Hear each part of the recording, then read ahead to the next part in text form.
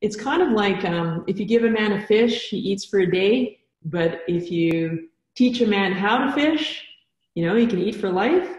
And so in this workshop, we get into more about this teaching you how to fish. How do you explore movements in such a way? How do you explore yourself in action? How do you uncover your habits in such a way that it's not just that you move nice for the workshop. It's not just that you move nice doing these little movements in an awareness through movement lesson.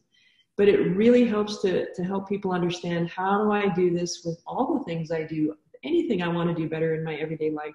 And that just gets me super excited. We're going to be doing a series of lessons that will have the kind of effects people are familiar with. So there'll be, certainly most people will notice improved balance. They'll notice extra freedom of their head. They'll find we'll be doing a lot to sort of integrate the spine. So the connection of the head to the pelvis will be of primary interest, and how these things can help our extremities, our arms, and our people have that sense of great well-being after workshops. Also a whole bunch about how these lessons work. Like, what is the underlying principle that Feldenkrais is using for these lessons to work? So it's not just about all these extra bonuses. Movement, in fact, is kind of a bonus that our movements are better.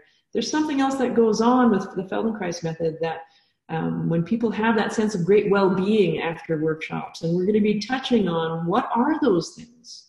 And everyone who comes can benefit, even have pain. But if they have pain, one of the things is we'll notice they'll have decreased pain.